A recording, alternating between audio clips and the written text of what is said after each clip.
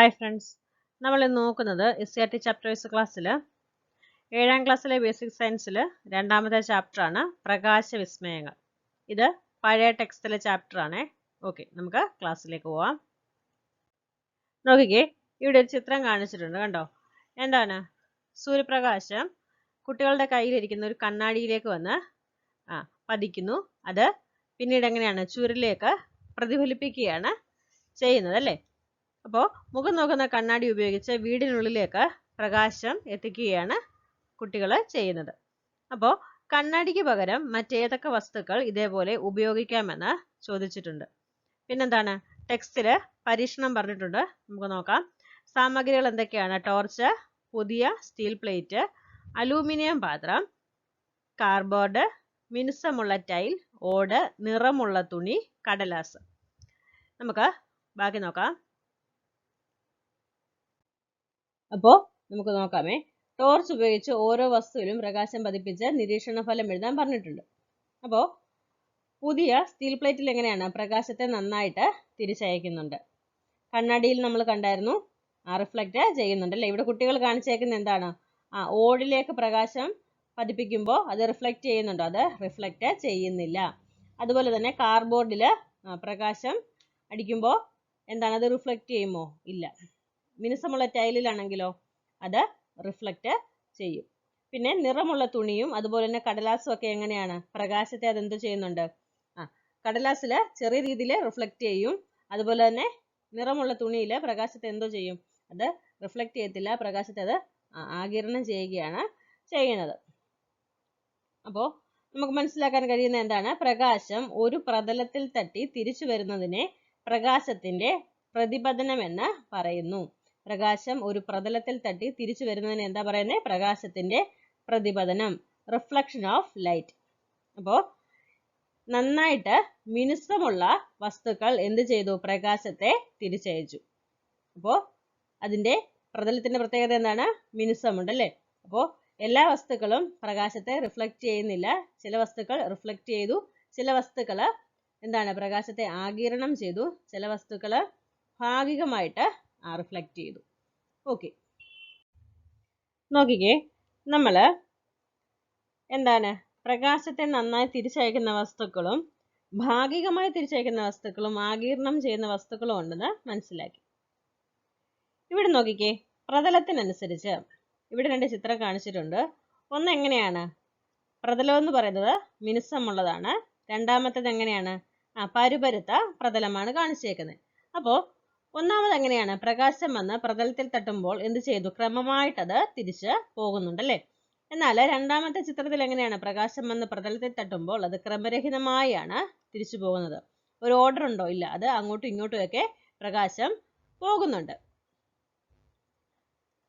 ഇനി നമുക്ക് ഇവിടെ പറഞ്ഞേക്കുന്നൊന്ന് വായിച്ചു നോക്കാം.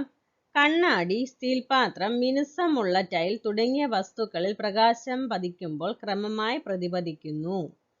നമ്മൾ കണ്ടായിരുന്നു, കണ്ണാടിയിലും സ്റ്റീൽ പാത്രത്തിലും മിനുസമുള്ള ടൈലിലും എങ്ങനെയാണ് പ്രകാശം നല്ല രീതിയിൽ റിഫ്ലക്റ്റ് ചെയ്യുന്നുണ്ടല്ലേ? അപ്പോൾ ഇതാണ് ക്രമ പ്രതിപതനം. പ്രകാശത്തെ ക്രമമായി പ്രതിപദിപ്പിക്കുന്ന പ്രതലങ്ങളാണ് ദർപ്പണങ്ങൾ. പ്രകാശത്തെ ക്രമമായി പ്രതിപദിപ്പിക്കുന്ന പ്രതലങ്ങളെ എന്താ പറയുന്നത്? ദർപ്പണങ്ങൾ എന്നാണ് പറയുന്നത്. ഇനിയും കാർഡ്ബോർഡ്, ഓട് തുടങ്ങിയ വസ്തുക്കൾ പ്രകാശത്തെ എന്തോ ചെയ്യുന്നുണ്ട്? പ്രതിപദിപ്പിക്കുന്നുണ്ടോ? ഇല്ല. ഇത് പ്രകാശത്തെ എന്തോ ചെയ്യുന്നില്ല? പ്രതിപദിപ്പിക്കുന്നില്ല. അപ്പോൾ കാർഡ്ബോർഡ്, ഓട് തുടങ്ങിയ വസ്തുക്കൾ പ്രകാശം പതിക്കുമ്പോൾ അത് എന്ത് ചെയ്യുന്നു? പ്രകാശം അങ്ങോട്ടും ഇങ്ങോട്ടും ഒക്കെ പോവുകയാണ് ചെയ്യുന്നത്, അല്ലെ? അത് റിഫ്ലക്റ്റ് ചെയ്യുന്നില്ല. മിനുസമല്ലാത്ത പ്രതലത്തിൽ പ്രകാശം പതിക്കുമ്പോൾ എന്തോ ചെയ്യുന്നു? ക്രമരഹിതമായി പ്രതിപദിക്കുന്നു. ഇതാണ് വിസരിത പ്രതിപതനം. മിനുസമില്ലാത്ത പ്രതലത്തിൽ എങ്ങനെയാണ് പ്രകാശം പതിക്കുമ്പോൾ? ക്രമരഹിതമായാണ് പ്രതിപദിക്കുന്നത്. അതിനെയാണ് വിസരിത പ്രതിപതനം എന്ന് പറയുന്നത്. ഓക്കെ, നോക്കിക്കേ, പ്രകാശവും കാഴ്ചയും. ഇവിടെ പറഞ്ഞേക്കുന്നത് എന്താ? വായിച്ചു നോക്കാമേ. നാം വസ്തുക്കളെ കാണുന്നത് എങ്ങനെയാണ്? നമ്മൾ വസ്തുക്കളെ കാണുന്നത് എങ്ങനെയാ? ഇരുട്ടുള്ള മുറിയിൽ വസ്തുക്കളെ കാണാൻ കഴിയുമോ? ഇരുട്ടുള്ള മുറിയിൽ നമ്മൾ ഇരുന്നാലേ വസ്തുക്കളെ കാണാൻ കഴിയുമോ? കാണാൻ കഴിയത്തില്ല. നമുക്ക് ഇത്തിരിയെങ്കിലും കാണണമെങ്കിൽ എന്താ വേണം? വെളിച്ചം വേണം, അല്ലേ? വെളിച്ചം ഉണ്ടെങ്കിൽ നമുക്ക് വസ്തുക്കളെ കാണാനായിട്ട് സാധിക്കത്തുള്ളൂ. അപ്പോൾ എന്താ പറഞ്ഞേക്കുന്നത്? ഇവിടെ ഒരു ചിത്രം കാണിച്ചിട്ടുണ്ട്, നമുക്ക് നോക്കാം. പ്രകാശ സ്രോതസ് എന്ന് പറയുന്നത് എന്താണ്? ബൾബാണ്. ഇവിടെ വസ്തു പുസ്തകമാണ്, നമ്മുടെ കണ്ണും കാണിച്ചിട്ടുണ്ട്. എന്താ പറയുന്നത്? പ്രകാശ സ്രോതസ്സായ ബൾബിൽ നിന്ന് പ്രകാശം എങ്ങോട്ട് വരുന്നു? ബുക്കിലേക്ക് വരുന്നു. ആ ബുക്കിൽ നിന്ന് പ്രകാശം എന്തോ ചെയ്യുന്നു? നമ്മുടെ കണ്ണിലേക്ക് റിഫ്ലക്റ്റ് ചെയ്യുന്നു. അപ്പോൾ എന്താ പറയുന്നത്? വസ്തുവിൽ തട്ടുന്ന പ്രകാശം പ്രതിപതിച്ച് കണ്ണിൽ പതിക്കുമ്പോഴാണ് നാം ആ വസ്തുവിനെ കാണുന്നത്. അപ്പോൾ നമ്മളൊരു വസ്തുവിനെ കാണുന്നത് എങ്ങനെയാണ്? ആ വസ്തുവിൽ തട്ടുന്ന പ്രകാശം പ്രതിപതിച്ച് കണ്ണിൽ പതിക്കുമ്പോഴാണ് നാം വസ്തുവിനെ കാണുന്നത്. അത് വസ്തു സ്വയം പ്രകാശിക്കുന്നത് കൊണ്ടോ മറ്റൊരു സ്രോതസ്സിൽ നിന്നുള്ള പ്രകാശത്തെ പ്രതിപതിപ്പിക്കുന്നത് കൊണ്ടോ ആകാം. വസ്തുക്കളെ കാണാൻ പ്രകാശം ആവശ്യമാണ്. ഇവിടെ എങ്ങനെയാണ്? ഇവിടെ പ്രകാശ സ്രോതസ് എന്ന് പറയുന്നത് ബൾബാണ്. ബൾബ് എന്തോ ചെയ്യുന്നു? ഈ ബുക്കിനെ പ്രതിഫലിപ്പിക്കുന്നത് കൊണ്ടാണ് നമുക്ക് കാണാൻ സാധിക്കുന്നത്. അപ്പോൾ അല്ലെങ്കിൽ എന്താണ്? വസ്തു സ്വയം പ്രകാശിക്കണം. ഓക്കെ, അപ്പോൾ എന്താണ്? നമുക്ക് വസ്തുക്കളെ കാണണമെങ്കിൽ എന്തോ ആവശ്യമാണ്?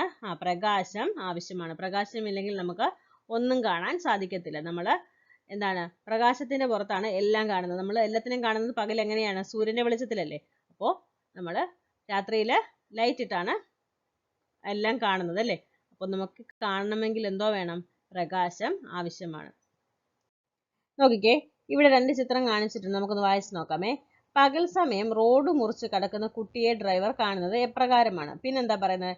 ടോർച്ച് തെളിയിക്കുമ്പോൾ നായയെ കാണുന്നത് എങ്ങനെയാണ്? അപ്പോൾ രാത്രി സമയത്താണ് ടോർച്ച് അടിക്കുന്നത് അല്ലേ. ഇവിടെയാണെങ്കിൽ എങ്ങനെയാണ്? പകൽ സമയത്താണ് ഇവനെ കാണുന്ന കാര്യം പറയുന്നത്. നമ്മൾ പറഞ്ഞായിരുന്നു, നമുക്ക് ഏതൊരു വസ്തുവിനെ കാണണമെങ്കിലും എന്തോ വേണം? പ്രകാശം വേണം അല്ലേ. പ്രകാശം റിഫ്ലക്റ്റ് ചെയ്യുന്നതിന്റെ ഫലമായിട്ടാണ് നമ്മൾ ഏതൊരു വസ്തുവിനെയും കാണുന്നത്.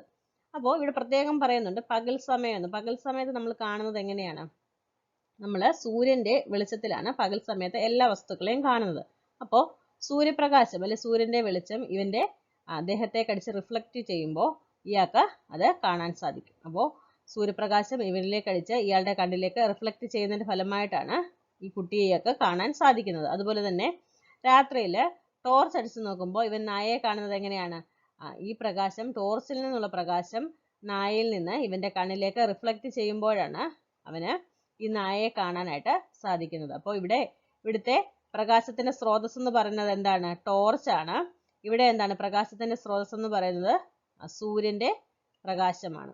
ഓക്കെ, നോക്കിക്കേ, സമതല ദർപ്പണം. മുഖം നോക്കാൻ ഉപയോഗിക്കുന്ന കണ്ണാടിയുടെ ഉപരിതലം പരിശോധിക്കൂ. ഉപരിതലത്തിന് എന്തെല്ലാം പ്രത്യേകതകളുണ്ട്? നമുക്കറിയാം, നമ്മുടെ കണ്ണാടി എങ്ങനെയാണ്? മിനുസമുള്ളതാണ്. അത് പരുപരുത്തതാണോ? അല്ല, മിനുസമുള്ളതാണ്, സമതലമാണ് അല്ലേ.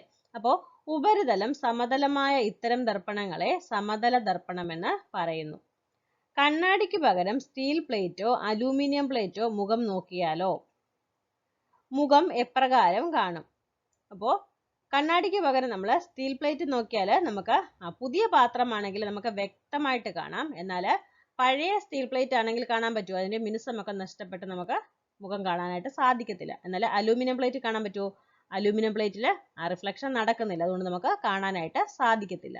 ഓക്കെ, നോക്കിക്കേ, പ്രകാശം പ്രതിപതിക്കുമ്പോൾ. ഇവിടെ നോക്കിക്കേ, ഇവിടെ ഒരു ചിത്രം കാണിച്ചിട്ടുണ്ട്. ഇവിടെ ദർപ്പണം വെച്ചിട്ടുണ്ട്. ദർപ്പണത്തിലേക്ക് പ്രകാശം അടിക്കുന്നുണ്ട്. അതുപോലെ തന്നെ പ്രകാശം എന്ത് ചെയ്യുന്നുണ്ട്? റിഫ്ലക്റ്റ് ചെയ്ത് പോകുന്നുണ്ട്. ഇനി ഇവിടെ എന്താ പറഞ്ഞേക്കുന്നത് വായിച്ച് നോക്കാമേ. ദർപ്പണത്തിൽ പതിക്കുന്ന രശ്മി എന്താ പറയുന്നത്? പതനകിരണം എന്നും ദർപ്പണത്തിൽ തട്ടി തിരിച്ചു പോകുന്ന രശ്മിയെ പ്രതിപതന കിരണമെന്നും പറയുന്നു. നോക്കിക്കേ, ഇവിടേക്ക് പ്രകാശം വന്ന് പതിക്കുന്നു. പ്രകാശം വന്ന് പതിക്കുന്നതിന് എന്താ പറയുന്നത്? പതനകിരണം എന്നും ദർപ്പണത്തിൽ തട്ടി തിരിച്ചു പോകുന്ന രശ്മിയെ എന്താണ് പറയുന്നത്? പ്രതിപതന കിരണമെന്നും പറയുന്നു.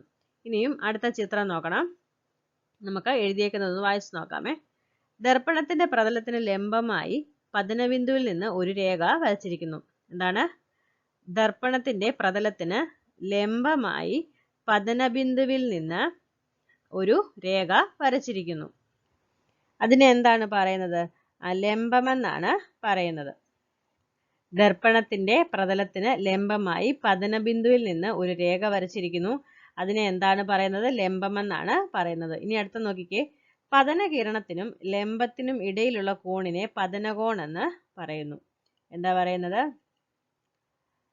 ഇവിടെ നോക്കിക്കേ, പതനകിരണത്തിനും ലംബത്തിനും ഇടയിലുള്ള കോണിനെ എന്താണ് പറയുന്നത്? പതനകോൺ എന്നാണ് പറയുന്നത്. അതുപോലെ തന്നെ ലംബത്തിനും പ്രതിപതന കിരണത്തിനും ഇടയിലുള്ള കോണിനെ പ്രതിപതന കോണെന്നും പറയുന്നു. ഇവിടെ പ്രതിപതന കിരണം കാണിച്ചിട്ടുണ്ട്, അതോടൊപ്പം ലംബം കാണിച്ചിട്ടുണ്ട്. അപ്പോൾ ഇതിനിടയിലുള്ള കോണിനെ എന്താ പറയുന്നത്? പ്രതിപതന കോണെന്നാണ് പറയുന്നത്. നോക്കിക്കേ, ഇവിടെ ഒരു എക്സ്പെരിമെന്റ് പറയുന്നുണ്ട്. ഇത് പോസ് ചെയ്തിട്ട് വായിച്ച് നോക്കണമെങ്കിൽ വായിച്ച് നോക്കാമേ. ഇവിടെ എന്താ മനസ്സിലാക്കാനുള്ള കാര്യം? ഇവിടെ ലേസർ ടോർച്ചിൽ നിന്ന് ദർപ്പണത്തിലേക്ക് പ്രകാശം പതിപ്പിക്കുകയാണ്. പ്രകാശം ദർപ്പണത്തിൽ തട്ടി പ്രതിഫലിച്ച് പോകുന്നുണ്ട്. ഇവിടെ എന്താണ്? 20 ഡിഗ്രി കോണീയ അളവിലാണ് ദർപ്പണത്തിലേക്ക് പ്രകാശം പതിക്കുന്നത്. പ്രകാശം ദർപ്പണത്തിൽ തട്ടി തിരിച്ചു പോകുന്നതും 20 ഡിഗ്രി കോണീയ അളവിലാണ്. അപ്പോൾ 30 ഡിഗ്രി നമ്മൾ എടുത്താലും പ്രകാശം ദർപ്പണത്തിൽ തട്ടി തിരിച്ചു പോകുമ്പോൾ 30 ഡിഗ്രി കോണീയ അളവിലാണ് അത് റിഫ്ലക്റ്റ് ചെയ്ത് പോകുന്നത്. ഓക്കെ, അതാണ് ഇവിടെ മനസ്സിലാക്കാനുള്ള കാര്യം. നമ്മൾ ആ ഒരു എക്സ്പെരിമെന്റിൽ അളവുകൾ മാറ്റി മാറ്റി കൊടുത്താലും പ്രതിപതന കോണും പതന കോണും എങ്ങനെയായിരിക്കും? തുല്യം തന്നെയായിരിക്കും. ഇവിടെ നോക്കിക്കേ, പതന കോണ് പ്രതിപതന കോണ് തന്നിട്ടുണ്ട്. അപ്പോൾ ഇവിടെ പതന കോൺ 30 ഡിഗ്രി ആണെങ്കിൽ ഇവിടെയും പ്രതിപതന കോൺ എത്രയായിരിക്കും?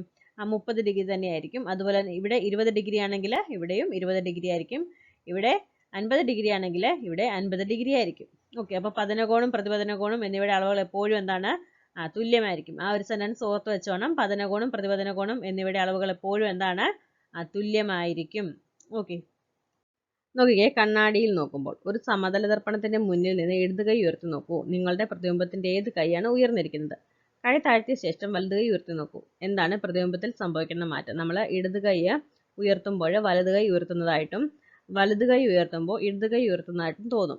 നമ്മുടെ വലതുഭാഗം പ്രതിബിംബത്തിന്റെ ഇടതുഭാഗമായും നമ്മുടെ ഇടതുഭാഗം പ്രതിബിംബത്തിന്റെ വലതുഭാഗമായും തോന്നുന്നില്ലേ? ഇപ്രകാരം പ്രതിബിംബങ്ങളിൽ പാർശ്വഭാഗം വിപരീത ദിശയിൽ കാണപ്പെടുന്നതിനെയാണ് പാർശ്വിക വിപര്യം എന്ന് പറയുന്നത്. ഇനി ഇവിടെ നോക്കിക്കേ, ഇവിടെ ഒരു ചിത്രം കാണിച്ചിട്ടുണ്ട്. എന്തിൻ്റെയാണ്? ആംബുലൻസിന്റെ ചിത്രമാണ് അല്ലേ? അപ്പോൾ ഇവിടെ ആംബുലൻസ് എന്ന് എഴുതിയേക്കുന്നത് എങ്ങനെയാണ്? ലെറ്റർ തിരിച്ചാണ് എഴുതി വെച്ചേക്കുന്നത് അല്ലേ? എന്തുകൊണ്ടാണ് ഇങ്ങനെ എഴുതുന്നത്? ആംബുലൻസ് നമുക്കറിയാം രോഗികളെ കൊണ്ട് പോകുന്നതാണ് അല്ലേ? അപ്പോൾ ആംബുലൻസിന് വേഗം കയറി പോകണം. അപ്പോൾ മുന്നിൽ പോകുന്ന വാഹനങ്ങളൊക്കെ മിററിൽ നോക്കുമ്പോൾ ആംബുലൻസ് ആണ് വരുന്നതെന്ന് തിരിച്ചറിയാനും ആംബുലൻസിന് സൈഡ് കൊടുത്ത് കയറ്റിവിടാനും വേഗത്തിൽ സാധിക്കും. അതുകൊണ്ടാണ് ആംബുലൻസിന്റെ ഫ്രണ്ടിൽ ഇങ്ങനെ ആംബുലൻസ് എന്ന് തിരിച്ച് എഴുതി വെച്ചേക്കുന്നത്. ഓക്കെ, ഇവിടെ നോക്കിക്കേ, ഒരു ദർപ്പണം മേശപ്പുറത്ത് ലംബമായി വെക്കൂ. പേന, വാച്ച് തുടങ്ങിയ വസ്തുക്കൾ ദർപ്പണത്തിന് മുന്നിൽ പിടിക്കുക. പ്രതിബിംബം ശ്രദ്ധിക്കൂ. വസ്തുവിന്റെയും പ്രതിബിംബത്തിന്റെയും വലുപ്പം ഒരുപോലെയാണോ? നമുക്കറിയാം, നമ്മൾ കണ്ണാടിയിൽ നമ്മുടെ പ്രതിബിംബം നോക്കുമ്പോൾ നമ്മുടെ അതേ വലുപ്പത്തിൽ തന്നെയാണ് നമുക്ക് പ്രതിബിംബം കണ്ണാടിയിൽ കാണാൻ സാധിക്കുന്നത്. അതുപോലെ തന്നെയാണ് പേന, വാച്ച് എന്നിവയുടെ പ്രതിബിംബവും എങ്ങനെയാണ്? അതേ വലുപ്പത്തിൽ തന്നെ നമുക്ക് കാണാൻ സാധിക്കും. ഇനി ഇവിടെ നോക്കിക്കേ, സമതല ദർപ്പണത്തിൽ രൂപപ്പെടുന്ന പ്രതിബിംബത്തിന്റെ സവിശേഷതകൾ ക്രോഡീകരിച്ച് പറഞ്ഞേക്കുവാണ്. എന്താണ്? വസ്തുവിന്റെ വലുപ്പം തന്നെയായിരിക്കും പ്രതിബിംബത്തിനും. വസ്തുവും ദർപ്പണവും തമ്മിലുള്ള അകലവും ദർപ്പണവും പ്രതിബിംബവും തമ്മിലുള്ള അകലവും തുല്യമാണ്. പ്രതിബിംബത്തിന് പാർശ്വിക വിപര്യം സംഭവിച്ചിരിക്കും. ഓക്കെ, നോക്കിക്കേ, ആറന്മുള കണ്ണാടി. പ്രത്യേകതരം ലോഹക്കൂട്ടുകൊണ്ട് നിർമ്മിച്ച ദർപ്പണമാണ് ആറന്മുള കണ്ണാടി. സാധാരണ ദർപ്പണത്തിൽ ഉള്ളതിനേക്കാൾ വ്യക്തമായ പ്രതിബിംബം ഇതിൽ ലഭിക്കുന്നു. ഇവിടെ ആറന്മുള കണ്ണാടിയുടെ ചിത്രമായി കാണിച്ചേക്കുന്നത്. നോക്കിക്കേ, നമുക്ക് ചില പോയിന്റുകൾ നോക്കാം. ആറന്മുള വില്ലേജിലെ ഒരു കുടുംബം പ്രത്യേക ലോഹസങ്കരം ഉപയോഗിച്ചുകൊണ്ട് നിർമ്മിച്ചെടുക്കുന്നതും മുൻവശം പ്രതിപതനമുള്ളതുമായ ഒരു ദർപ്പണമാണ് ആറന്മുള കണ്ണാടി. ചെമ്പിന്റെയും ടിന്നിന്റെയും ലോഹസങ്കരമാണ് ഇതിന് ഉപയോഗിക്കുന്നതെന്നാണ് വിദഗ്ധ അഭിപ്രായം. ഈ ലോഹക്കൂട്ട് നിർമ്മാണവുമായി ബന്ധപ്പെട്ട പരമ്പരാഗതമായി ലഭിച്ച സാങ്കേതിക വിദ്യ കുടുംബം പുറത്തു പറയാതെ സൂക്ഷിച്ചിരിക്കുകയാണ്. വിലപിടിപ്പുള്ള ഈ കണ്ണാടിക്ക് കേരള സംസ്കാരത്തിൽ ഉയർന്ന സ്ഥാനമാണ് ഉള്ളത്. നോക്കിക്കേ, പ്രതിബിംബം പലതരം. സമതല ദർപ്പണം നമ്മൾ പരിചയപ്പെട്ടു. സമതല ദർപ്പണത്തിൽ കാണുന്ന പ്രതിബിംബവും പരന്ന സ്റ്റീൽ തവിയിൽ കാണുന്ന പ്രതിബിംബവും ഒരേപോലെയാണെന്ന് ചോദിച്ചിട്ടുണ്ട്. തവിയുടെ ഉൾഭാഗത്തും പുറഭാഗത്തും ഉണ്ടാകുന്ന പ്രതിബിംബങ്ങൾ തമ്മിലുള്ള വ്യത്യാസം എന്താണ്? ഇവിടെ നമ്മുടെ ചിത്രത്തിൽ നോക്കിക്കേ, ഒന്ന് വലുതായിരിക്കും, ഒന്ന് ചെറുതായിരിക്കും. ഇവിടെ അലങ്കാരങ്ങൾക്ക് ഉപയോഗിക്കുന്ന സിൽവർ പേപ്പർ ഉപയോഗിച്ച് ഒരു ദർപ്പണം ഉണ്ടാക്കുന്ന സ്റ്റെപ്പുകളാണ് ഇവിടെ പറഞ്ഞേക്കുന്നത്. അങ്ങനെ നമ്മൾ ഒരു ഷീറ്റ് തയ്യാറാക്കി എടുക്കണം. ഇത് പോസ് ചെയ്തിട്ട് ഈ സ്റ്റെപ്പൊക്കെ ഒന്ന് വായിച്ച് നോക്കണേ. ദാ ഇവിടെ ഇങ്ങനെ ഷീറ്റ് നിർമ്മിച്ചെടുക്കണം. എന്നിട്ട് എന്താണ്, ഷീറ്റിന്റെ ആകൃതി നിവർന്നതാണെങ്കിൽ പ്രതിബിംബത്തിന്റെ സവിശേഷത എങ്ങനെയായിരിക്കും? വസ്തുവിന്റെ തുല്യ വലുപ്പമായിരിക്കും. നിവർന്നതാണെങ്കിൽ തുല്യ വലുപ്പമായിരിക്കും. മുന്നോട്ട് വളഞ്ഞതാണെങ്കിൽ എങ്ങനെയായിരിക്കും? വസ്തുവിനേക്കാൾ ചെറുതായിരിക്കും. മുന്നോട്ട് വളഞ്ഞതാണെങ്കിൽ വസ്തുവിനേക്കാൾ ചെറുതായിരിക്കും. പിന്നോട്ട് വളഞ്ഞതാണെങ്കിൽ വസ്തുവിനേക്കാൾ വലുതായിരിക്കും. ഓക്കെ, നോക്കിയേ, ഗോളീയ ദർപ്പണങ്ങൾ. നമ്മൾ വാഹനങ്ങളിലെ ദർപ്പണങ്ങൾ കണ്ടിട്ടുണ്ട്. എങ്ങനെയാണ്? കുറച്ച് പുറത്തേക്ക് തള്ളി നിൽക്കുന്നത് പോലെ തോന്നും. നമ്മൾ പഠിച്ചായിരുന്നു, പുറത്തേക്ക് കുറച്ച് തള്ളി നിൽക്കുന്നതാണെങ്കിൽ എങ്ങനെയാണ്? പ്രതിബിംബം ചെറുതായിരിക്കും. അപ്പോൾ നമുക്ക് വാഹനങ്ങൾ ഓടിക്കുമ്പോൾ പുറകിൽ നിന്ന് വരുന്ന വാഹനങ്ങളൊക്കെ കാണണമെങ്കിൽ അതേ വലുപ്പത്തിൽ കാണാൻ പറ്റുമോ? അങ്ങനെ കണ്ടാൽ നമുക്ക് ശരിയാവത്തില്ല. അതുകൊണ്ടാണ് വാഹനങ്ങളുടെ വലുപ്പം ചെറുതായിട്ട് നമുക്ക് കാണാൻ വാഹനങ്ങളിൽ ദർപ്പണങ്ങൾ അങ്ങനെ അറേഞ്ച് ചെയ്ത് വെച്ചേക്കുന്നത്. ഇവിടെ നോക്കിക്കേ, സമതല ദർപ്പണമുണ്ട്, കോൺവെക്സ് ദർപ്പണമുണ്ട്, അതുപോലെ തന്നെ കോൺകേവ് ദർപ്പണവുമുണ്ട്. സമതല ദർപ്പണം എന്ന് പറയുമ്പോൾ എങ്ങനെയാണ്? പ്രതിപദിക്കുന്ന പ്രതലം നിരപ്പായതാണ്. കോൺവെക്സ് ദർപ്പണത്തിൽ പ്രതിപദിക്കുന്ന പ്രതലം എങ്ങനെയാണ്? പുറത്തേക്ക് വളഞ്ഞതാണ്. കോൺകേവ് ദർപ്പണത്തിൽ പ്രതിപദിക്കുന്ന പ്രതലം എങ്ങനെയാണ്? ഉള്ളിലേക്ക് വളഞ്ഞതാണ്. ഇവിടെ നോക്കിക്കേ, ഇവിടെ ഒരു ചിത്രം കാണിച്ചിട്ടുണ്ട്. നമുക്കിതൊന്ന് വായിച്ച് നോക്കാം. ചിത്രത്തിൽ കാണിച്ചിരിക്കുന്നത് പോലെ ഒരു പ്ലാസ്റ്റിക് പന്തിൽ നിന്ന് ഒരു ചെറിയ ഭാഗം മുറിച്ചെടുക്കുക. മുറിച്ചെടുത്ത ഭാഗത്തിന് നിങ്ങൾ പരിചയപ്പെട്ട ദർപ്പണങ്ങളുടെ ആകൃതിയിൽ സാമ്യമില്ലെന്ന് ചോദിച്ചിട്ടുണ്ട്. ശരിയല്ലേ? അകത്തേക്ക് കുഴിഞ്ഞു നിൽക്കുന്നതായിട്ടുണ്ട്, അതുപോലെ തന്നെ എന്താണ്, പുറത്തേക്ക് തള്ളി നിൽക്കുന്നതായിട്ടും തോന്നുന്നുണ്ട് അല്ലേ? അപ്പോൾ എന്താണ്, ഗോളത്തിന്റെ ഭാഗമായി വരുന്നതിനാൽ ഇത്തരം ദർപ്പണങ്ങളെ എന്താ പറയുന്നത്? ഗോളീയ ദർപ്പണങ്ങൾ എന്നാണ് പറയുന്നത്. ഗോളത്തിന്റെ ഭാഗമായി വരുന്നതിനാൽ ഇത്തരം ദർപ്പണങ്ങളെ ഗോളീയ ദർപ്പണങ്ങൾ എന്ന് പറയുന്നു. നമുക്കത് അങ്ങനെ ഡോട്ടിട്ട് അത് ഗോളം പോലെ നമുക്ക് തോന്നും. അതുകൊണ്ട് ഇങ്ങനെയുള്ളതിനെ ഗോളീയ ദർപ്പണങ്ങൾ എന്ന് പറയുന്നു. ഓക്കെ, പ്രതിബിംബ രൂപീകരണം. നമുക്ക് ഇത് വായിച്ച് നോക്കാം. കുറച്ച് ക്വസ്റ്റ്യൻസ് ഒക്കെ ഉണ്ട്, ഫാക്റ്റും ഉണ്ട്. ഒരു കോൺകേവ് ദർപ്പണം അകലെയുള്ള വസ്തുക്കൾക്ക് അഭിമുഖമായി പിടിച്ച ശേഷം അതിൽ തട്ടി പ്രതിപദിച്ചു വരുന്ന പ്രകാശം ചുമരിലോ അടുത്തുള്ള വെള്ള സ്ക്രീനിലോ പതിപ്പിച്ചു നോക്കൂ. ദർപ്പണം മുന്നോട്ടോ പിന്നോട്ടോ നീങ്ങി വ്യക്തമായ പ്രതിബിംബം ഉണ്ടാക്കി നോക്കൂ. പ്രതിബിംബത്തിന്റെ പ്രത്യേകതകൾ നിരീക്ഷിക്കാൻ പറഞ്ഞിട്ടുണ്ട്. പിന്നെന്താ പറയുന്നത്? ഈ പരീക്ഷണം കോൺവെക്സ് ദർപ്പണം ഉപയോഗിച്ചും അതുപോലെ തന്നെ സമതല ദർപ്പണം ഉപയോഗിച്ചും ചെയ്യാൻ പറഞ്ഞിട്ടുണ്ട്. ഏത് ദർപ്പണം ഉപയോഗിക്കുമ്പോഴാണ് പ്രതിബിംബം സ്ക്രീനിൽ പതിപ്പിക്കാൻ കഴിയുന്നത്? നമുക്ക് അതിനെല്ലാം ഉത്തരം നോക്കാം. സ്ക്രീനിൽ പതിപ്പിക്കാൻ കഴിയുന്ന പ്രതിബിംബത്തെ എന്താ പറയുന്നത്? യഥാർത്ഥ പ്രതിബിംബം എന്നും, അതുപോലെ തന്നെ ദർപ്പണത്തിനുള്ളിൽ കാണുന്നതും സ്ക്രീനിൽ പതിപ്പിക്കാൻ കഴിയാത്തതുമായ പ്രതിബിംബത്തെ എന്താ പറയുന്നത്? മിഥ്യാ പ്രതിബിംബം എന്നും പറയുന്നു. അതുപോലെ തന്നെ കോൺകേവ് ദർപ്പണം ഉപയോഗിച്ച് യഥാർത്ഥ പ്രതിബിംബം ഉണ്ടാക്കാം. അപ്പോൾ കോൺകേവ് ദർപ്പണം ഉപയോഗിച്ചാണ് യഥാർത്ഥ പ്രതിബിംബം ഉണ്ടാക്കാൻ കഴിയുന്നത്. അത് നമുക്ക് സ്ക്രീനിൽ പതിപ്പിക്കാനും കഴിയും. ഇനിയും ആർക്കിമിഡീസിനെ കുറിച്ച് പറഞ്ഞേക്കുന്ന കാര്യം നോക്കാമേ. പുരാതന ഗ്രീസിലെ മഹാത്മാരായ ശാസ്ത്രജ്ഞരിൽ ഒരാളാണ് ആർക്കിമിഡീസ്. അദ്ദേഹത്തിന്റെ ജീവിതകാലം BC 287 മുതൽ 212 വരെ ആയിരുന്നുവെന്ന് കരുതപ്പെടുന്നു. ഗണിതശാസ്ത്രത്തിന് പുറമെ ഊർജ്ജതന്ത്രത്തിലും ജ്യോതിശാസ്ത്രത്തിലുമൊക്കെ അതുല്യമായ കണ്ടുപിടുത്തമാണ് അദ്ദേഹം നടത്തിയിട്ടുള്ളത്. BC 214-212 കാലത്ത് റോമൻ സൈന്യം തന്റെ പട്ടണമായ സിറാക്കൂസിനെ ആക്രമിച്ചപ്പോൾ ആർക്കിമിഡീസ് വലിയൊരു കോൺകേവ് ദർപ്പണം ഉപയോഗിച്ച് സൂര്യരശ്മി കേന്ദ്രീകരിച്ച് ശത്രുക്കളുടെ കപ്പലുകൾ കരിച്ചു കളഞ്ഞു അത്രേ. അപ്പോൾ ഇത് പഴയ 3ാം ക്ലാസ്സിലെ ടെക്സ്റ്റിൽ ഇത് കുട്ടികൾക്ക് കഥയായിട്ട് പഠിക്കാനുണ്ട്. അപ്പോൾ ടെക്സ്റ്റ് മാറിയില്ലേ? പഴയ പുസ്തകത്തിലാണ്. ഓക്കെ, അപ്പോൾ എന്താണ്, കോൺകേവ് ലെൻസ് ഉപയോഗിച്ച് അദ്ദേഹം കപ്പല് കരിച്ച കഥയാണ് പറയുന്നത്. ഓക്കെ, നോക്കിക്കേ, ദർപ്പണങ്ങളുടെ കൗതുക ലോകം. ഇവിടെ ദർപ്പണങ്ങൾ വെച്ച് വിവിധ രീതിയിൽ അറേഞ്ച് ചെയ്തിട്ട് ഓരോ ഉപകരണങ്ങൾ ഉണ്ടാക്കുന്നതിനെ കുറിച്ച് പറഞ്ഞേക്കുക. അപ്പോൾ ഇത് വേണമെങ്കിൽ ഒന്ന് വായിച്ച് നോക്കുക. ചോക്കുവെട്ടിയിൽ ഒരു രാജവീതി, അതുപോലെ തന്നെ കാലിഡോസ്കോപ്പ് ഉണ്ടാക്കുന്നതും, പിന്നെന്താണ്, അടുത്ത് നോക്കിക്കേ, പെരിസ്കോപ്പ്. അപ്പോൾ ഇതൊന്ന് വായിച്ച് നോക്കുക. പിന്നെ മനസ്സിലാക്കേണ്ട കാര്യം എന്താണ്? മുങ്ങിക്കപ്പലുകളിൽ നിന്ന് ജല ഉപരിതലത്തിലുള്ള വസ്തുക്കളെ കാണാൻ ഉപയോഗിക്കുന്ന ഉപകരണമാണ് പെരിസ്കോപ്പ്. ഓക്കെ, ഇനിയും ദർപ്പണങ്ങളും അതിൻ്റെ ഉപയോഗവും പ്രത്യേകത നമുക്ക് നോക്കാം. കോൺവെക്സ് ദർപ്പണം ഉപയോഗം എന്താണ്? വാഹനം ഓടിക്കുമ്പോൾ ഡ്രൈവർക്ക് പിന്നിൽ നിന്ന് വരുന്ന വാഹനങ്ങൾ കാണാനുള്ള ദർപ്പണമാണ് കോൺവെക്സ് ദർപ്പണം. അങ്ങനെയാണ് അത് ഉപയോഗിക്കുന്നത്. പ്രത്യേകത എന്താണ്? വസ്തുക്കളുടെ ചെറിയ പ്രതിബിംബം ലഭിക്കുന്നു, കൂടുതൽ വിസ്തൃതി ദൃശ്യമാകുന്നു. ഓക്കെ, പിന്നെ കോൺകേവ് ദർപ്പണം ഷേവിംഗ് മിററായും ടോർച്ചിലെ റിഫ്ലക്ടറായും ഉപയോഗിക്കുന്നുണ്ട്. പ്രത്യേകത എന്താണ്? വലിയ പ്രതിബിംബം ഉണ്ടാക്കാനുള്ള കഴിവ്. പ്രകാശത്തെ സമാന്തരമായി പ്രതിഫലിപ്പിക്കാനുള്ള കഴിവ്. ഇനിയും സമതല ദർപ്പണം, മുഖം നോക്കാന് കാലിഡോസ്കോപ്പ് നിർമ്മിക്കുന്നതിന്. പ്രത്യേകത എന്താണ്?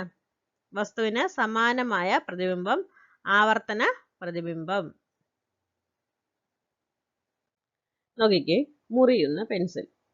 ഗ്ലാസ്സിലെ ജലത്തിലേക്ക് ഒരു പെൻസിൽ ചരിച്ചു വെച്ച് നോക്കൂ. മുറിയുന്നത് പോലെ കാണുന്നില്ലേ? അപ്പോൾ ഇത് ചിത്രത്തിൽ കാണിച്ചേക്കുന്നത് പോലെ ഗ്ലാസ്സിൽ ജലം എടുത്തിട്ട് അതിലേക്ക് പെൻസിൽ ചരിച്ചു വെച്ച് നോക്കണം.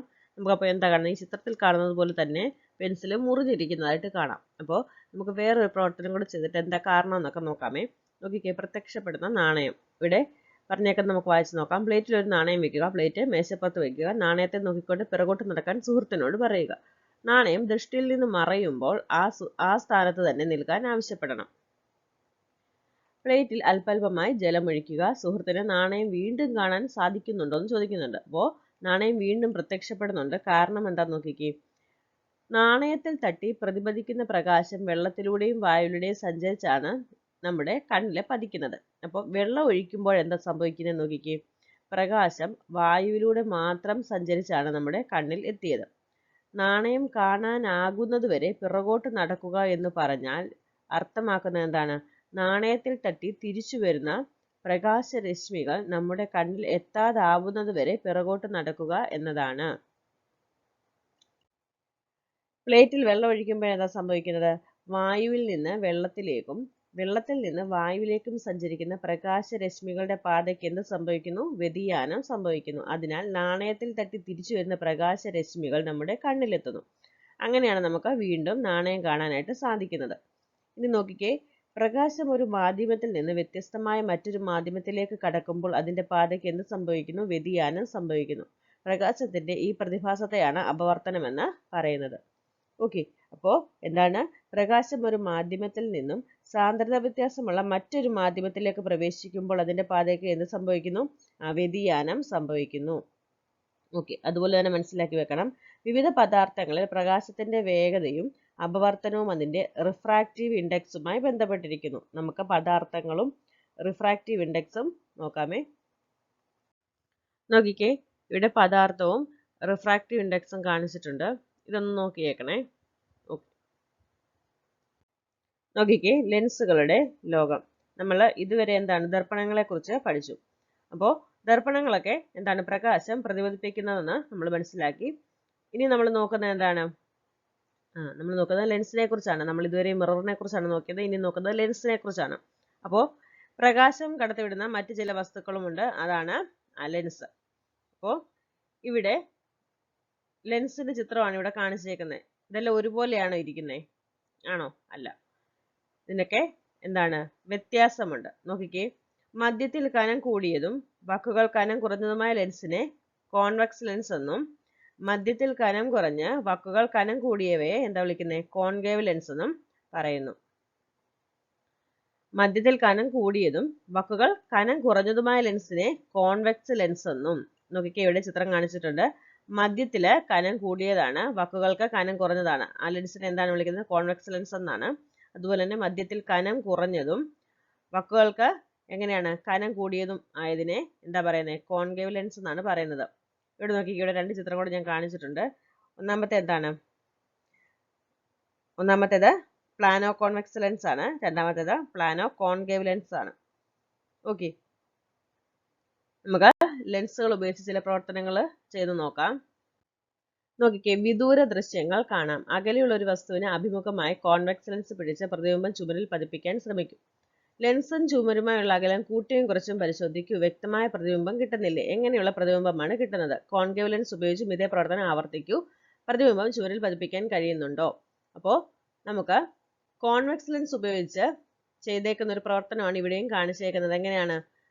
വസ്തുവിന്റെ അതേ പ്രതിബിംബം തന്നെ കിട്ടുന്നുണ്ട്. എങ്ങനെയാണ്? തലതിരിഞ്ഞ പ്രതിബിംബമാണ്, വസ്തുവിനേക്കാൾ ചെറിയ പ്രതിബിംബമാണ് കിട്ടുന്നത്. യഥാർത്ഥ പ്രതിബിംബമാണ് കിട്ടുന്നത്. അപ്പോൾ കോൺവെക്സ് ലെൻസ് ഉപയോഗിച്ച് പ്രവർത്തനം ചെയ്തപ്പോഴാണ് യഥാർത്ഥ പ്രതിബിംബം കിട്ടിയത്.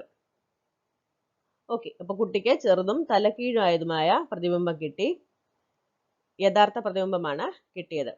നമ്മൾ മിററിനെ കുറിച്ച് പഠിച്ചപ്പോൾ കോൺകേവ് മിററിലാണ് യഥാർത്ഥ പ്രതിബിംബം സ്ക്രീനിൽ പതിപ്പിക്കാൻ കഴിഞ്ഞത് അല്ലേ? എന്നാൽ ഇവിടെ വരുമ്പോൾ എങ്ങനെയാണ്? കോൺവെക്സ് ലെൻസിലാണ് യഥാർത്ഥ പ്രതിബിംബം സ്ക്രീനിൽ പതിപ്പിക്കാനായിട്ട് കഴിഞ്ഞത്. ഓക്കെ, ലെൻസിൽ പ്രകാശം പതിക്കുമ്പോൾ ഇവിടെ ഒരു എക്സ്പെരിമെന്റ് പറഞ്ഞിട്ടുണ്ട്, നമുക്കൊന്ന് നോക്കാം. ലെൻസിലൂടെ കടന്നു പോകുന്ന പ്രകാശരശ്മികൾക്ക് എന്താണ് സംഭവിക്കുന്നതെന്ന് ചോദിച്ചേക്കുന്നത്. നമുക്കിത് വായിച്ചു നോക്കാം. സുതാര്യമായ പാത്രത്തിൽ കുറച്ച് ജലം എടുക്കൂ. പ്രകാശബാധ വ്യക്തമാകാൻ ജലത്തിൽ കുറച്ച് സോപ്പോ പാലോ ചേർക്കുക. ഇനി 2 ലേസർ ടോർച്ച് ഉപയോഗിച്ച് പാത്രത്തിനുള്ളിലേക്ക് പ്രകാശബീമുകൾ കടത്തിവിടൂ. പ്രകാശം നേർരേഖയിൽ സഞ്ചരിക്കുന്നത് കാണാം. അപ്പോൾ നമ്മൾ ലെൻസ് ഒന്നുമില്ലാതെ ആദ്യം എന്താണ് ലേസർ ടോർച്ച് ഉപയോഗിച്ച് പ്രകാശം കടത്തിവിടുകയാണ്. പ്രകാശം അപ്പോൾ എങ്ങനെയാ പോകുന്നത്? നേരെ സഞ്ചരിക്കുന്നതായിട്ട് നമുക്ക് കാണാൻ സാധിക്കും. ഇനിയും നമ്മൾ ആദ്യം എന്താ ചെയ്യുന്നത്? കോൺവെക്സ് ലെൻസ് ഉപയോഗിച്ചാണ് പരീക്ഷണം ചെയ്യുന്നത്. ആദ്യത്തെ ചിത്രമാണ്. കോൺവെക്സ് ലെൻസ് ഉപയോഗിക്കുമ്പോൾ എന്താ കാണുന്നത്? കോൺവെക്സ് ലെൻസ് അതിലൂടെ കടന്നു പോകുന്ന പ്രകാശരശ്മികൾ എന്തോ ചെയ്യുന്നുണ്ട്? അടുപ്പിക്കുന്നുണ്ട്. അതിന് പകരം നമ്മൾ കോൺകേവ് ലെൻസ് രണ്ടാമത്തെ ചിത്രത്തിൽ ഉപയോഗിച്ചേക്കുന്നത്. അപ്പോൾ രണ്ടാമത്തെ ചിത്രത്തിൽ കോൺകേവ് ലെൻസ് ഉപയോഗിച്ചിട്ടുണ്ട്. പ്രകാശരശ്മി എങ്ങനെയാ പോകുന്നത്? കോൺകേവ് ലെൻസിൽ അതിലൂടെ കടന്നു പോകുന്ന പ്രകാശരശ്മികളെ എന്തോ ചെയ്യുന്നുണ്ട്? അകറ്റിയാണ് വിടുന്നത് അല്ലേ? അപ്പോൾ പ്രകാശരശ്മികളെ അകറ്റി വിടുന്ന ലെൻസാണ് ഏത്? Concave lens. നോക്കിക്കേ, കോൺവെക്സ് ലെൻസ് അതിലൂടെ കടന്നു പോകുന്ന പ്രകാശരശ്മികളെ എന്തോ ചെയ്യുന്നുണ്ട്? പരസ്പരം അടുപ്പിക്കുന്നുണ്ട്. കോൺകേവ് ലെൻസ് അതിലൂടെ കടന്നു പോകുന്ന പ്രകാശരശ്മികളെ എന്തോ ചെയ്യുന്നുണ്ട്? പരസ്പരം അകറ്റുകയാണ് ചെയ്യുന്നത്. ലെൻസുകളുടെ ഉപയോഗങ്ങൾ. കാഴ്ച വൈഷമ്യങ്ങൾ പരിഹരിക്കാൻ നാം പലതരം കണ്ണടകൾ ഉപയോഗിക്കാറുണ്ട്. ഇവയിൽ വിവിധ ലെൻസുകളാണ് ഉപയോഗിക്കുന്നത്. ചെറിയ അക്ഷരങ്ങളെയും വസ്തുക്കളെയും വലുതായി കാണാൻ നാം ഹാൻഡ് ലെൻസ് ഉപയോഗിക്കാറുണ്ട്. നോക്കിക്കേ, ഈ ചിത്രത്തിൽ കാണിച്ചേക്കുന്നതാണ്. ഇതൊരു കോൺവെക്സ് ലെൻസ് ആണ്. മൈക്രോസ്കോപ്പ്, ടെലിസ്കോപ്പ്, ക്യാമറ, പ്രൊജക്ടർ മുതലായ ഉപകരണങ്ങളിൽ കോൺവെക്സ് ലെൻസ് ആണ് ഉപയോഗിക്കുന്നത്. ഓക്കെ, നോക്കിക്കേ, മനുഷ്യരിലെ നേത്ര വൈകല്യങ്ങളും പരിഹരിക്കാൻ ഉപയോഗിക്കുന്ന ലെൻസുകളുമാണ് കാണിച്ചേക്കുന്നത്. നോക്കിക്കേ, നേത്ര വൈകല്യം മയോപ്പിയ എന്ന് പറയുന്നത് എന്താണ്? ഹ്രസ്വദൃഷ്ടി. എന്താണ് കാഴ്ചയിലെ പ്രത്യേകത? അടുത്തുള്ള വസ്തുക്കളെ വ്യക്തമായി കാണാം. ഇത് എക്സാമിന് ചോദിക്കുന്ന ഇത് മൊത്തം ഇത് പഠിച്ചു വെക്കണേ. ഉപയോഗിക്കുന്ന ലെൻസ് ഏതാണ്? കോൺകേവ് ലെൻസ് ആണ്. ഓക്കെ, ഹ്രസ്വദൃഷ്ടിക്ക് ഉപയോഗിക്കുന്ന ലെൻസ് ഏതാണ്? കോൺകേവ് ലെൻസ് ആണ്. അടുത്തുള്ള വസ്തുക്കളെ മാത്രം വ്യക്തമായി കാണുന്ന അവസ്ഥയാണ്, അതായത് ദൂരെയുള്ള വസ്തുക്കളെ കാണാൻ കഴിയാത്ത അവസ്ഥയാണ് ഹ്രസ്വദൃഷ്ടി. ഇനിയും ദീർഘദൃഷ്ടി. അപ്പോൾ എക്സാമിന് തിരിച്ചു മറിച്ചൊക്കെ ചോദിക്കും, അപ്പോൾ അങ്ങനെ മനസ്സിലാക്കി വെക്കണം. ദീർഘദൃഷ്ടി എന്ന് പറഞ്ഞാൽ എന്താണ്? ഹൈപ്പർ മെട്രോപ്പിയ. അകലെയുള്ള വസ്തുക്കളെ മാത്രം വ്യക്തമായി കാണാം. അകലെയുള്ള വസ്തുക്കളെ വ്യക്തമായി കാണാൻ കഴിയുന്ന അവസ്ഥയാണ് ദീർഘദൃഷ്ടി. അപ്പോൾ അതായത് അടുത്തുള്ള വസ്തുക്കളെ കാണാൻ കഴിയാത്ത അവസ്ഥയാണ് ദീർഘദൃഷ്ടി. അപ്പോൾ ഉപയോഗിക്കുന്ന ലെൻസ് ഏതാണ്? കോൺവെക്സ് ലെൻസ് ആണ്. ഇനിയും വിഷമദൃഷ്ടി. ഒരു വസ്തുക്കളെയും വ്യക്തമായി കാണാൻ കഴിയാത്ത അവസ്ഥയാണ് വിഷമദൃഷ്ടി. അതിനുപയോഗിക്കുന്ന ലെൻസ് സിലിണ്ടറിക്കൽ ലെൻസ് ആണ്. ഇനിയും പ്രസ്ബയോപ്പിയ. പ്രായമായവർക്ക് കണ്ണിന്റെ സമഞ്ജനക്ഷമത നഷ്ടപ്പെടുന്ന അവസ്ഥയാണ് പ്രസ്ബയോപ്പിയ. ഉപയോഗിക്കുന്ന ലെൻസ് കോൺവെക്സ് ലെൻസ് ആണ്. വായന ലെൻസുകൾ. ഓക്കെ, മഴവില്ലിൻ അഴക്. നമ്മൾ മഴവില്ല് കണ്ടിട്ടുണ്ട്. ഇവിടെ എന്താണ്? മഴവില്ല് ഉണ്ടാക്കുന്ന ഒരു പ്രവർത്തനമാണ് പറഞ്ഞേക്കുന്നത്. നമുക്ക് നോക്കാം. ഒരു പരന്ന പാത്രത്തിൽ ജലം എടുത്ത് ഭിത്തിക്കടുത്തായി സൂര്യപ്രകാശം നേരിട്ട് ലഭിക്കുന്ന സ്ഥലത്ത് വയ്ക്കുക. ഒരു സമതല ദർപ്പണം ജലത്തിൽ താഴ്ത്തി ചരിച്ചു വെച്ച് അതിൽ വീഴുന്ന സൂര്യപ്രകാശത്തെ ഭിത്തിയിൽ പതിപ്പിക്കുക. ഭിത്തി വെളുത്തതല്ലെങ്കിൽ പ്രകാശം പതിക്കുന്നിടത്ത് തെർമോക്കോൾ ഷീറ്റോ അല്ലെങ്കിൽ എന്താ വെക്കണം? വെള്ള പേപ്പറോ വെക്കണം. എങ്കിൽ മാത്രമേ നമുക്ക് മഴവില്ല് കാണാൻ സാധിക്കത്തുള്ളൂ. ഇതാ ഇവിടെ കാണിച്ചേക്കുന്നുണ്ടോ ചിത്രത്തിൽ? ഇതുപോലെ അറേഞ്ച് ചെയ്ത് വെക്കണം. അപ്പോൾ ജലം അന്തരീക്ഷത്തിൽ സൂര്യന് അഭിമുഖമായി സ്പ്രേ ചെയ്താലും നമുക്ക് മഴവില്ല് കാണാം. പിന്നെ ഈ പ്രവർത്തനം ചെയ്യേണ്ടത് എപ്പോഴാണ്? രാവിലെയോ വൈകുന്നേരവുമാണ് ഈ ഒരു പ്രവർത്തനം ചെയ്യേണ്ടത്. ജലം ഒരു പ്രിസം പോലെ പ്രവർത്തിക്കുന്നത് കൊണ്ടാണ് പ്രകാശം ഘടകവർണ്ണങ്ങളായി വേർതിരിയുന്നത്. ഓക്കെ, നമുക്കപ്പോൾ ഇനിയും പ്രിസം ഉപയോഗിച്ച് മഴവില്ല് എങ്ങനെ ഉണ്ടാക്കുന്നതെന്ന് നോക്കാം. നമുക്കിത് വായിച്ചു നോക്കാമേ. ഒരു സമതല ദർപ്പണവും അതേ വലുപ്പത്തിലുള്ള ഒരു കറുത്ത പേപ്പറും എടുക്കുക. പേപ്പറിൽ നാണയവട്ടത്തിൽ ഒരു ദ്വാരമിടുക. പേപ്പർ സമതല ദർപ്പണത്തിൽ ഒട്ടിക്കുക. സമതല ദർപ്പണം വെയിലത്ത് പിടിച്ച് പ്രകാശം ചുമരിലേക്ക് പതിപ്പിക്കൂ. ആ കിരണപാതയിൽ ചുമരിനടുത്ത് പ്രിസം വയ്ക്കുക. പ്രിസത്തിന്റെ ചതുരാകൃതിയിലുള്ള ഒരു വശത്ത് ചരിഞ്ഞാണ് പ്രകാശം പതിക്കേണ്ടത്. അപ്പോൾ ചതുരാകൃതിയിലുള്ള മറ്റേ വശത്തുകൂടി പ്രകാശം പുറത്തു വന്ന് ചുമരിൽ പതിക്കുന്നു. പിന്നെ അതാണ് പറഞ്ഞേക്കുന്നത്, പ്രിസത്തിന്റെ സ്ഥാനം മാറ്റി നോക്കാനും പറഞ്ഞിട്ടുണ്ട്. പ്രിസത്തിന്റെ ചതുരാകൃതിയിലുള്ള 3 വശങ്ങളിൽ ഒരെണ്ണം ബേസ് ആണ്.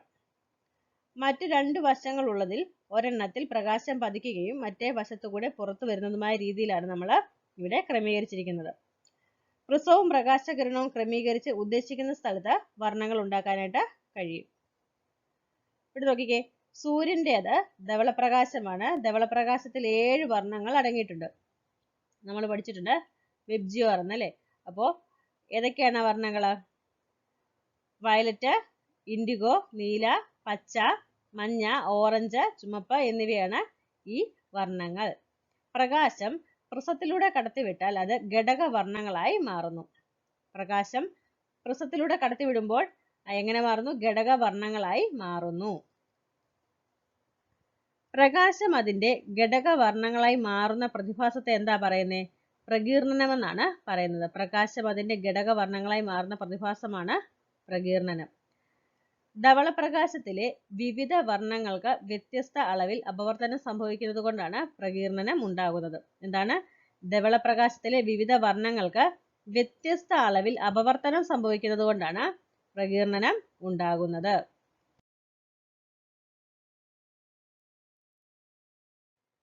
സൂര്യപ്രകാശത്തിലെ ഘടകവർണ്ണങ്ങൾക്ക് തരംഗദൈർഘ്യത്തിന് ആനുപാതികമായി അപവർത്തനം സംഭവിക്കുന്നത് കൊണ്ടാണ് വർണ്ണരാജി ഉണ്ടാകുന്നത്. പ്രിസങ്ങൾ ഉപയോഗിച്ച് പരീക്ഷണം ചെയ്യുമ്പോൾ മറ്റൊരു പ്രിസം തലകീഴായി ഈ പ്രിസത്തിന് സമീപം പ്രകാശപാതയിൽ വെച്ചാൽ ഘടകവർണ്ണങ്ങൾ ചേർന്ന് ധവളപ്രകാശം ഉണ്ടാകുന്നതും കാണാം. സൂര്യപ്രകാശം അന്തരീക്ഷത്തിലെ ജലകണികളിൽ തട്ടി പ്രകീർണനം സംഭവിക്കുമ്പോഴാണ് മഴവില്ല് ഉണ്ടാകുന്നത്. അന്തരീക്ഷത്തിലെ ജലകണികളിലൂടെ സൂര്യപ്രകാശം കടന്നു പോകുമ്പോഴുണ്ടാകുന്ന വർണ്ണ വിസ്മയമാണ് മഴവില്ല്. ഓക്കെ, നോക്കിക്കേ, വർണ്ണപ്പമ്പരം ഉണ്ടാക്കാം. ഉപയോഗശൂന്യമായ ഒരു CD എടുത്ത് ചിത്രത്തിൽ കാണിച്ചിരിക്കുന്നത് പോലെ 7 തുല്യ ഭാഗങ്ങളായി അടയാളപ്പെടുത്തുക. അതിൽ മഴവില്ലിലെ 7 നിറങ്ങൾ ക്രമമായി പെയിന്റ് ചെയ്യൂ. നിറമുള്ള പേപ്പറുകൾ ഒട്ടിച്ചാലും മതി. CD-യിലെ ദ്വാരത്തിൽ ഒരു പെൻസിൽ കടത്തിവിട്ട് ഡിസ്കിനെ വേഗത്തിൽ കറക്കി നോക്കുക. എന്ത് നിറമാണ് ഇപ്പോൾ കാണുന്നത്? പ്രകാശത്തിലെ ഘടകവർണ്ണങ്ങൾ കൂടിച്ചേരുമ്പോൾ വെള്ള നിറം കിട്ടുന്നു. ഓക്കെ, അപ്പോൾ മഴവില്ലിൽ 7 നിറങ്ങൾ കൂടിച്ചേർന്നാൽ ലഭിക്കുന്ന നിറം ഏതാണ്? വെളുപ്പാണ്. ഓക്കെ, നമ്മുടെ ഒരു ചാപ്റ്റർ കഴിഞ്ഞിട്ടുണ്ട്. ഈ ഒരു ചാപ്റ്റർ നിങ്ങൾക്ക് ഉപകാരപ്പെട്ടെന്ന് വിശ്വസിക്കുന്നു. Okay, thank you.